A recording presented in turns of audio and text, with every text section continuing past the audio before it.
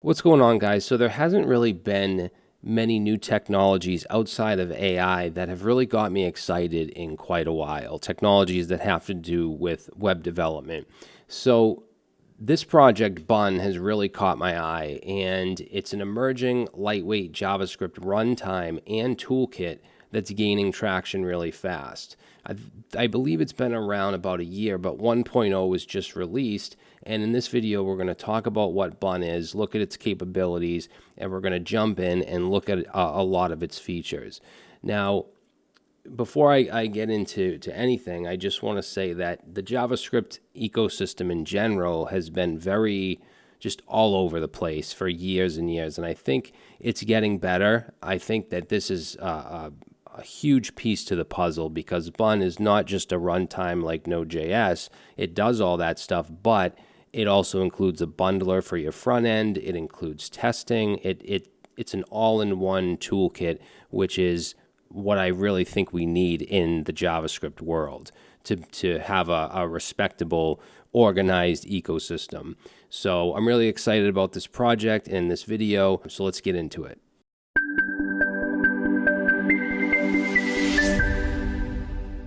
All right, guys, so let's go a bit further into what Bun actually is. So it's a JavaScript runtime and all-in-one toolkit to serve the modern JavaScript ecosystem. And when I say JavaScript runtime, this can be compared to Node.js and Deno. In fact, Bun is actually a drop-in for Node, and I'll talk about that in a minute. Now, it's not just a runtime to run JavaScript on the server. It also includes a native bundler, a transpiler, task runner, and NPM client. So you can bundle, transpile, install, and run JavaScript and TypeScript projects. And in the past, we'd had to use all these separate pieces, these separate technologies to build full stack applications with JavaScript. We need Node.js for our server, a bundler like Webpack or Vite for our front end, testing frameworks, and so on. However, Bun has all that stuff baked in. So I think it's a step closer to just having a single tool that can do everything that we need to build full stack applications with JavaScript and TypeScript. Not to mention it's also super fast, which I'll talk about in a bit. So Bun is written in Zig, which is a newer low-level language that is designed to be fast, safe, and simple. And from what I understand, it's supposed to be a replacement for C and C++. So it's fast and powerful, yet small and simple, so it's less complicated than those other languages, and it's super fast. Now, like I said, Bun is described as a drop-in replacement for Node.js, so it's completely compatible with Node APIs, and it's also compatible with the NPM ecosystem, so you can use Bun to run your Node.js applications, and you can also use Bun to install and run NPM packages. But you do have additional optimized APIs and tools that you don't get with Node.js. And Bun is not just a fork of Node.js. It's not built on the V8 engine like Node is. It's actually built on the JavaScript core engine, which is the performance-minded JavaScript engine built for Safari and WebKit. And it isn't dependent on Node or NPM, so it's a very minimal stack. And of course, this increases performance, which is one of the main goals. So speaking of goals, there's three major design goals that Bun has. So one is speed. Bun is faster than both Node.js and Deno with little dependencies and extending the JavaScript core engine. It's able to achieve this. Another aspect that increases performance is rewriting JavaScript implemented APIs in a lower level language. It also aims to have an elegant API. It provides a minimal set of highly optimized APIs for performing common tasks like starting an HTTP server, writing files, and so on. And we'll get more into this in a little bit. Also, a cohesive developer experience. Bun is a complete toolkit for building JavaScript apps, including a package manager, test runner, bundler, so you don't need to use a bunch of different tools to build your applications. So let's quickly look at some of the features and advantages of Bun. So we talked a bit about speed and performance, and that Bun uses the JavaScript core engine, and it uses native speed functionality implemented in the Zig language. And just to give you an idea, you can take a look at this image that compares some of the common actions that we can do with Node.js, Deno, and Bun. So server-side rendering React, you can see that Bun is way up there, 66,000 plus. Node.js is only at 13,000 HTTP requests per second. And then with a WebSocket chat server, messages sent per second, you can see Bun is over 1 million, Node is only at 179,000.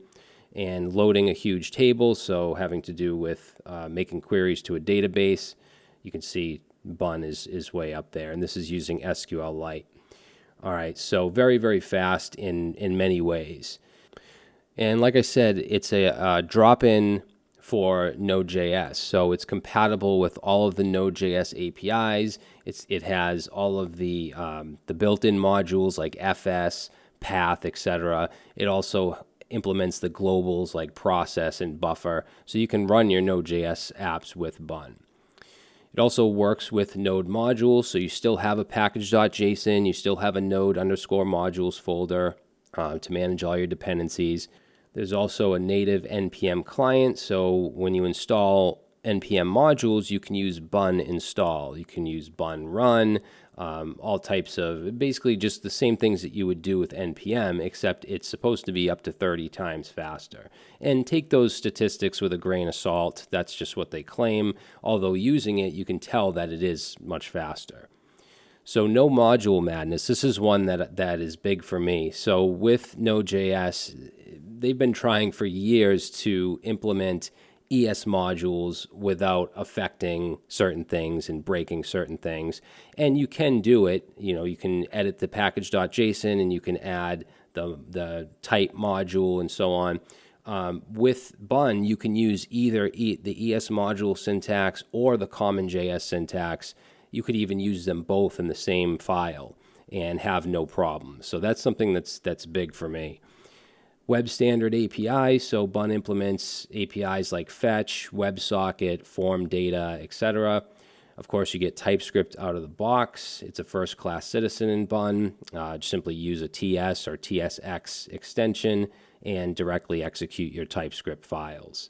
JSX, so yes, Bun supports JSX out of the box. It transpiles JSX syntax to vanilla JavaScript. It assumes React, but you can change that within the tsconfig file. So there's a watch mode, no more tools like NodeMon. When we use Node.js, if we make a change on the server, we have to restart unless we use something like NodeMon. Well, with Bun, you simply can do --watch, and it will do the same thing. It'll reset every time changes are made. There's also a hot reload option as well. Environment variables, so just like with Node, we can have a .env file, except we don't have to install a package like .env. It just works, and it will read your environment variables. Integrated bundler, so this is huge. Bun has a built-in bundler that's faster than Webpack and Parcel and many others. It'll take your source files and bundle them together into a single file that can be loaded into the browser. And I'm going to show you how that works in a little bit. And then it even has a built-in SQLite database that you can use for your applications, which is very convenient for development.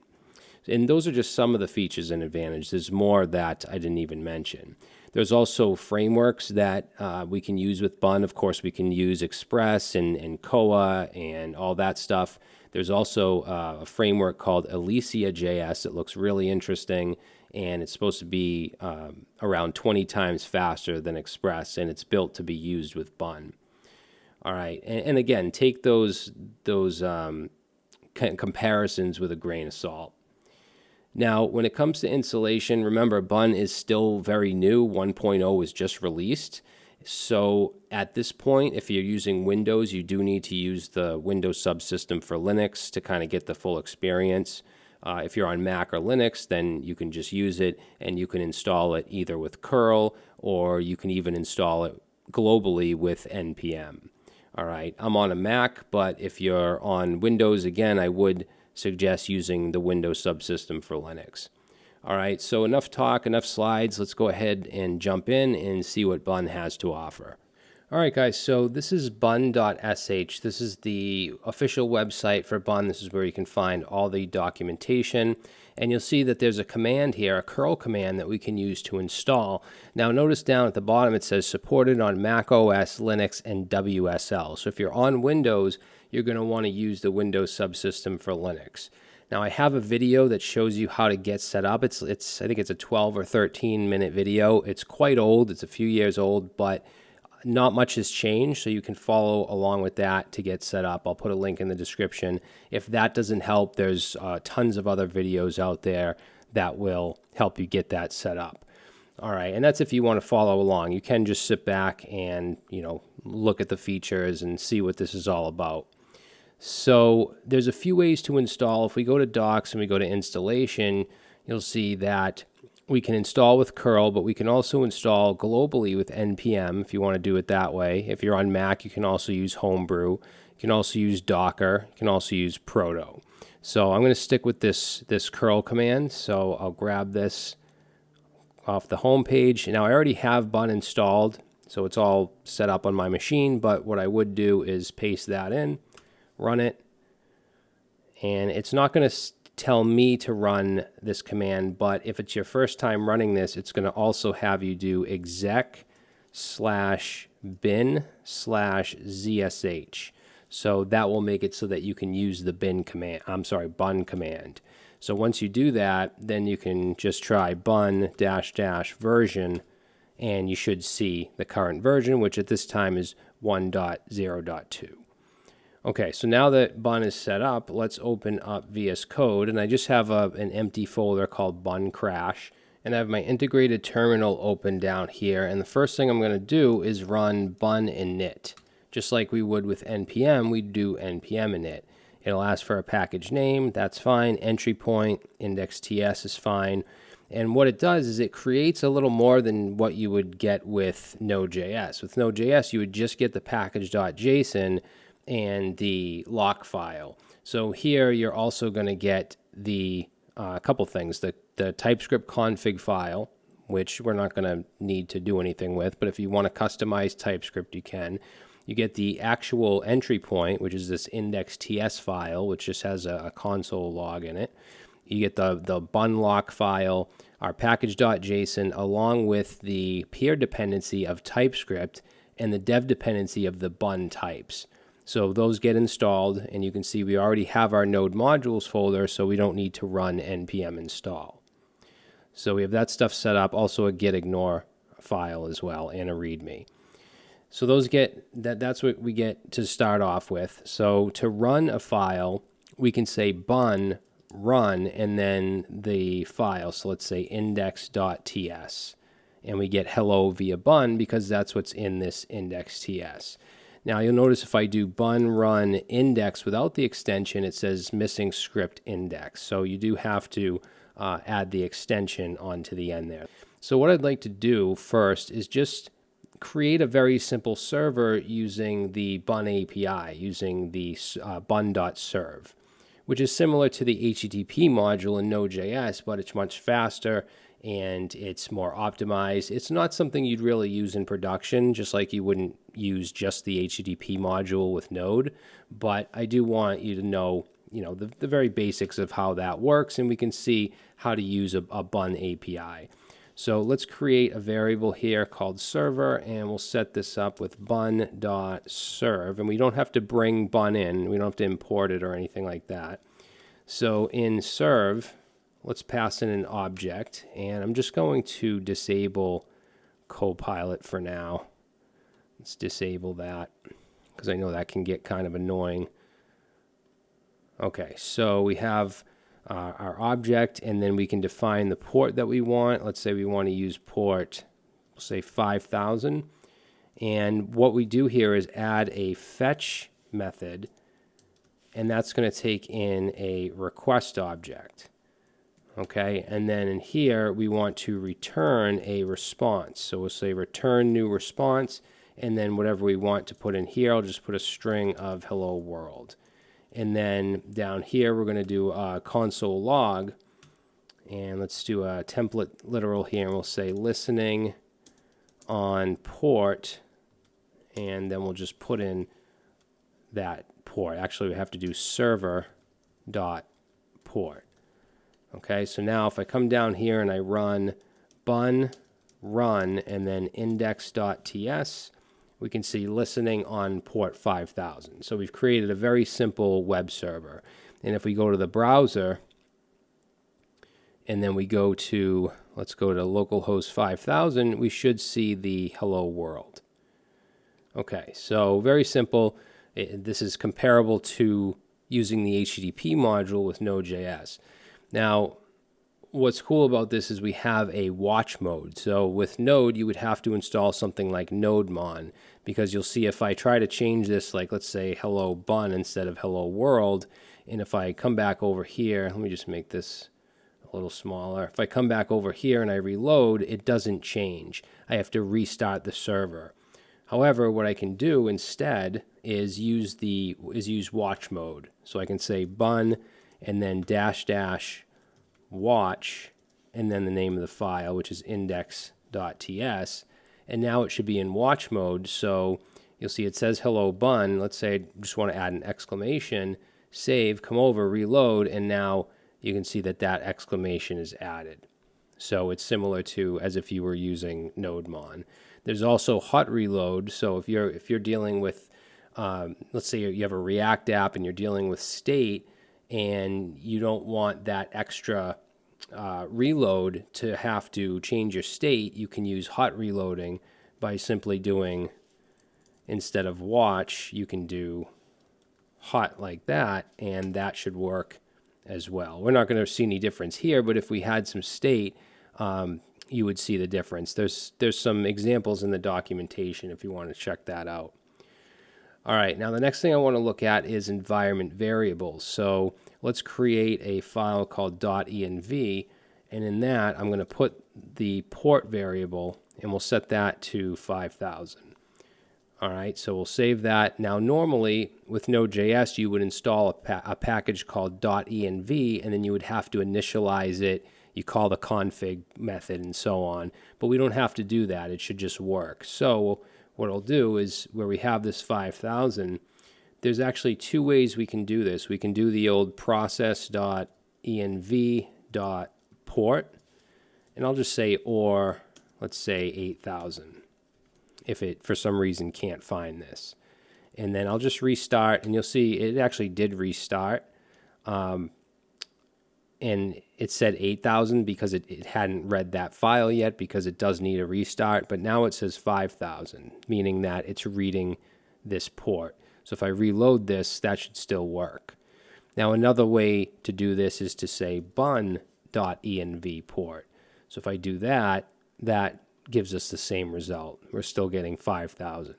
So you can use either process.env or bun.env, and you don't need to use a third-party package like the .env package.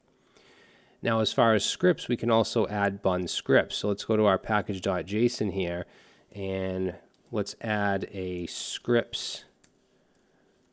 We'll say scripts, and this is going to be an object. Oops. This is going to be an object with a start script. So for the start script, I'm just going to use bun run index.ts. That way we can do bun start, but I also want a dev script that will watch it, that will use watch mode. So for that, we're going to say bun -- watch and then index.ts. Okay, let's make sure we put a comma here. So now if I want to start up my server, I can do bun start. Okay, so that starts it normally, or if I want to do it in development mode and I want to use watch mode, I can say bun run dev, and now it's in watch mode. Now, like I said, this probably isn't something you're going to use in production. You're probably going to use some kind of framework like Express or Alicia, but just to take it a little bit further, let's create a route here. So we'll have a route for the home page and for, let's say, the blog page. So first off, we can get URL, and we can get that with new URL, and we're going to pass in here that request object has a URL property on it.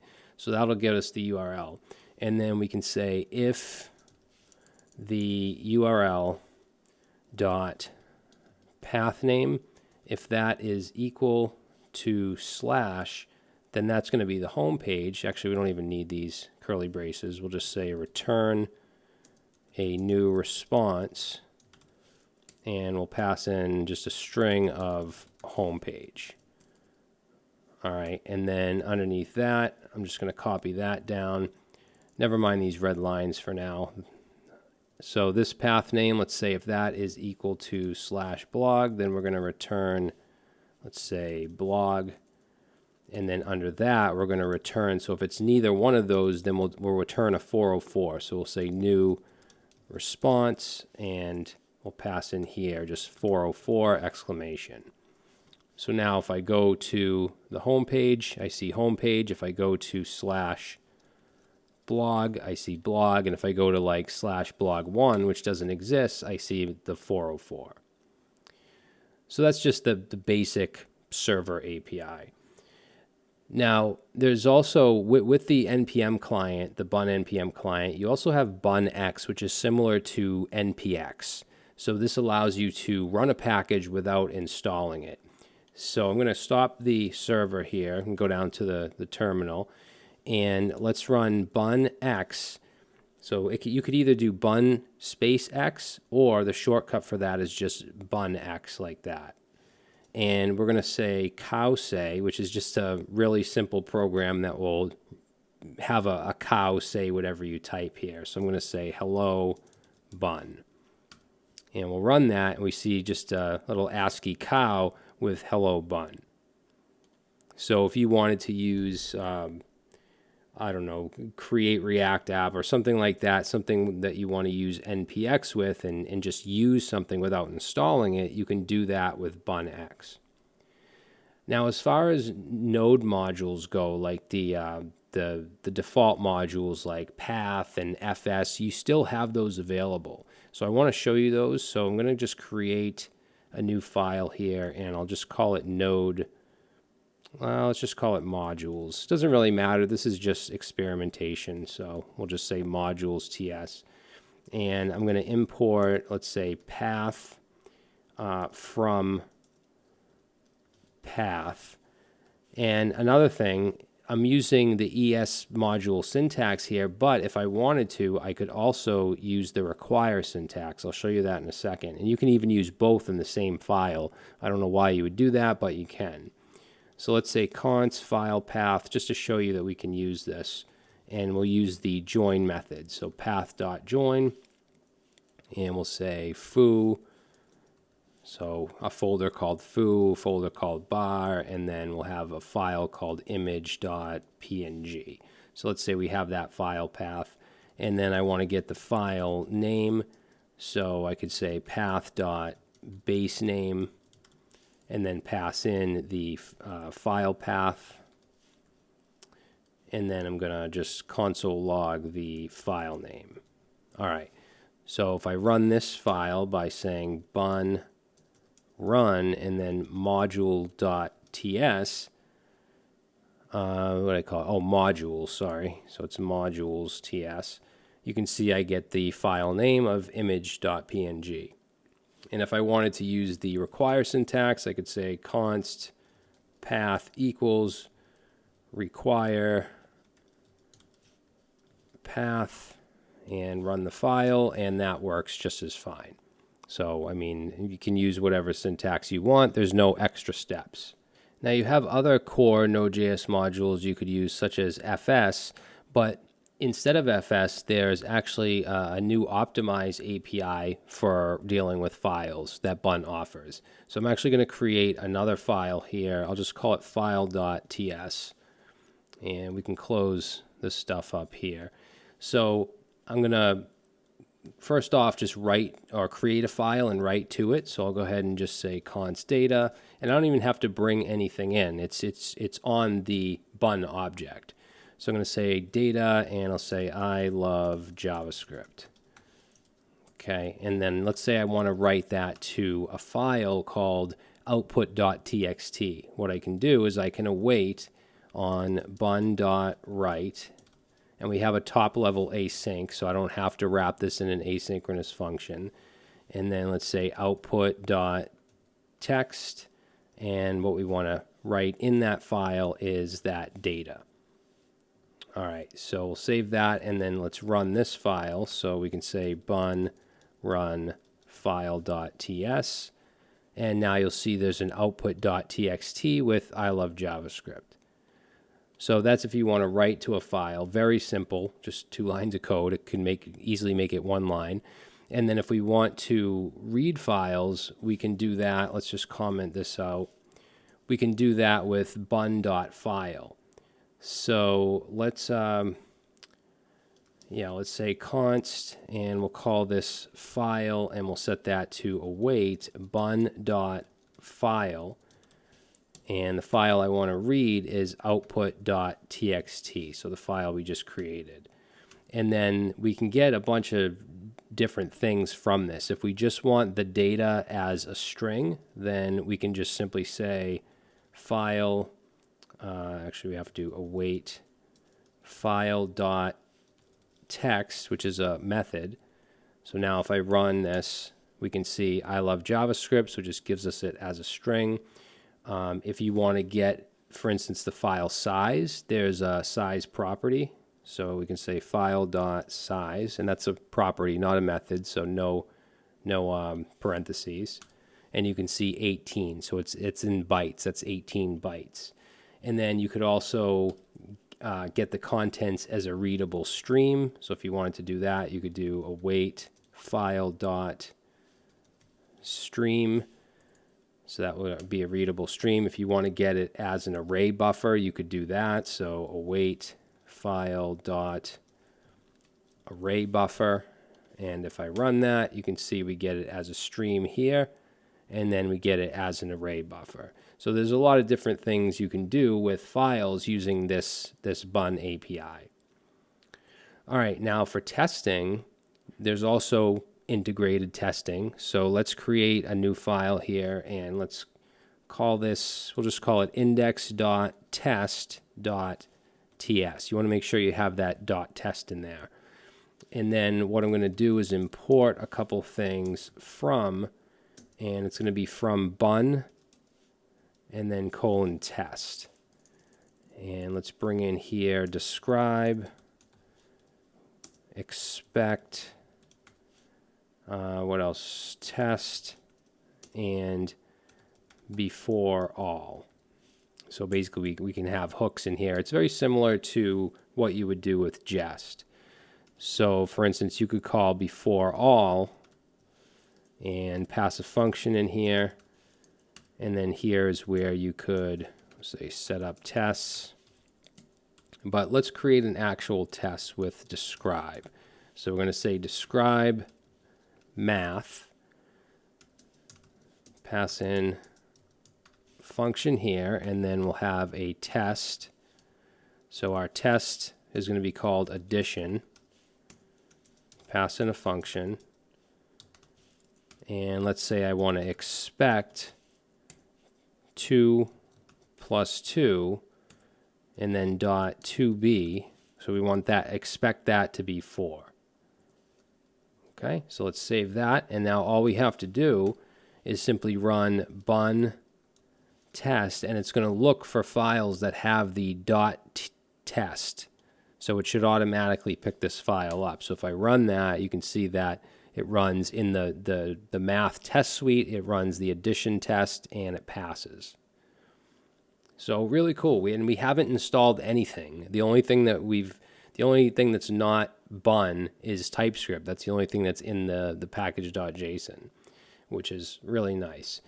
And we haven't even touched the bundler yet, so the whole front end part of this. So let's do that now. So for the bundler, what I'm going to do is create a source folder. All right, and then in that source folder, I'm going to create an index dot. Let's give this. Yeah, we'll do TS. I'll show you more of the JSX React stuff in a bit, but let's just do a very simple, just something simple. I want to fetch a user from the GitHub API using Axios, so using a third-party module, and I want to then bundle that into a single file that I can include in the browser in my front end. So let's install Axios. We'll come down here and we can say bun install Axios. And do you see how fast that is? So it's extremely fast, the NPM client. And actually, in addition to index.ts, just so I can show you how we can use multiple files, let's create another file and we'll call it GitHub API.ts.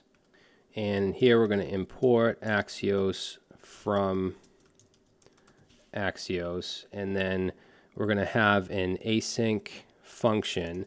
We can't use the top level async because this is going to actually be bundled for the front end, so we have to wrap it in a function, and I'm going to call it fetch user, and it's going to take in a user, and then let's make our request and put it into a variable called res. So we'll say await axios.get, and then the URL, which is https api.github.com/users/ and then I'm going to just append or concatenate the user onto the end of that. And then underneath, let's just return the response.data. Okay, and then we just want to export, so let's say export as default the fetch user function so that we can use it in our index file. So we'll go to our index file now and let's import fetch user.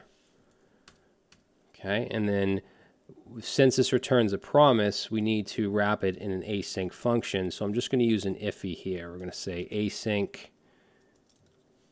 and just have an arrow function.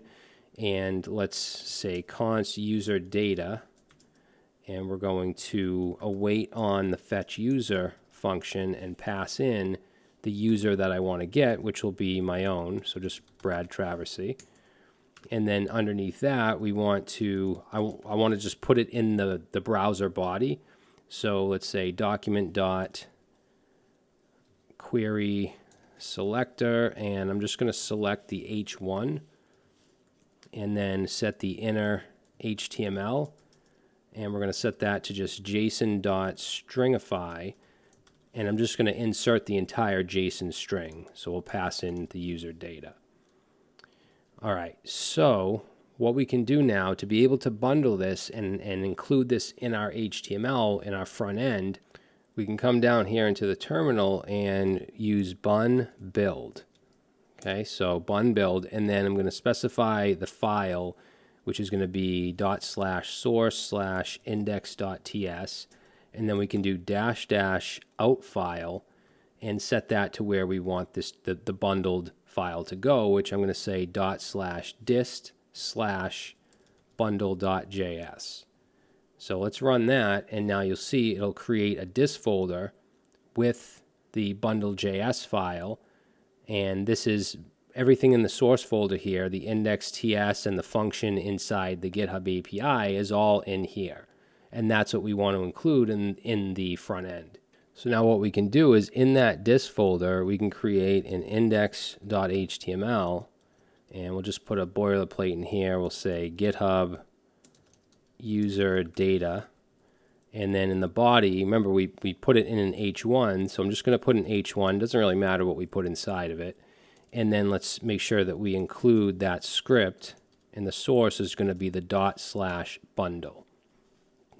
So let's save that, and then I'm going to open this with Live Server, and now you can see that we get all the data that we requested from the GitHub API is now being put in the front end here in the browser window. And of course, you can interact with your back-end server. You know, if you're using a framework and you have routes where you're interacting with a database, and remember, this comes bundled with an SQLite database as well. So you just have so many things that you can do without touching any other projects, any other dependencies. Now, there's also a watch mode if you want to develop. So let's do that. I'm just going to come down here and change this command up just a little bit and just add on to the end of it --watch watch.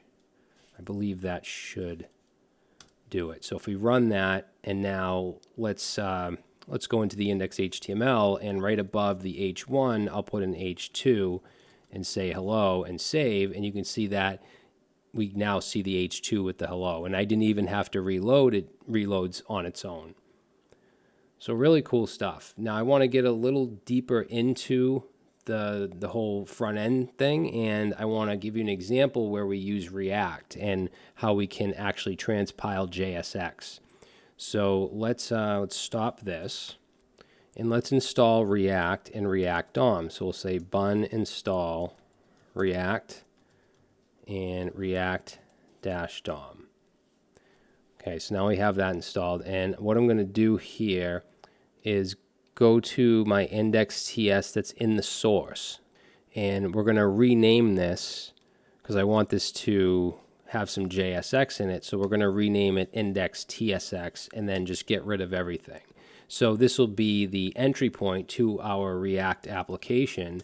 So let's say import React from React, and then we also want to import from React DOM, create root. So that's going to be from React DOM, and then let's say const root, set that to create root, and in our HTML file we'll have a div with the ID of root. So let's say document dot get element by ID, and that will have an ID of root. Okay, and then let's create our app component. So here's where we're going to use some JSX. So in here, I'm going to have a little bit of state. We're just going to have a count. I'm just going to create a button that we can click, and it'll just increment, you know, that example that so many frameworks use. So let's say set count to change that, and we'll set that equal to react.useState, and it'll be 0 by default. And then we want to return JSX, so I'm going to say return, and then in parentheses we'll have a div, and then let's have an h1. We'll just say hello world. Then we'll have an h2, and we'll say count, and then I want to output whatever is in the count state, and then I want a button that will increment it. So let's say button, and we'll say increment, and that button is going to have an on click handler, and we'll set that to, we want to set that to curly braces with an arrow function, and that's just going to call set count, and we want to pass in there our count and just add 1 to it. So very, very simple little application. And then down at the bottom under the app component, we just want to call root.render, and we want to pass in our app component. Okay, now over here, obviously this is going to stay the same until we bundle it again. So let's go to our index.html before we bundle it. Let's get rid of this stuff, and let's have an ID of root. So that's our output for our React application. Again, it's not going to show yet, but we can come down here now, and let's run the bun build and watch command. If I do that, what's this? Module not resolving. Oh, yeah, I need to change that to TSX. So this right here, this index TS should be TSX. Okay, so there's our application. If I hit increment, there we go. So I don't know about you guys, but to have all this stuff together is huge, because I think one of the worst things about JavaScript is how the ecosystem is just so scattered. If you look at other languages, if you look at, you know, C# or Python or Rust, and I mean, every language has its issues, but they all seem very put together in terms of the whole ecosystem and the different packages and frameworks and this and that. JavaScript just seems all over the place. It's very difficult for beginners to understand, what they should, where they should start. So I think that having something like Bun that puts everything in one place is a big step, and I think that it's a step in the right direction, in my own opinion. All right, and I just showed you. We just scratched the surface, so there's a lot more to it, and it's very, very new. 1.0 is just released, so plan on seeing bigger and better things, and I'll be doing some Bun projects when it's a little bit more established. So that's it, guys. Thanks for watching, and I'll see you soon.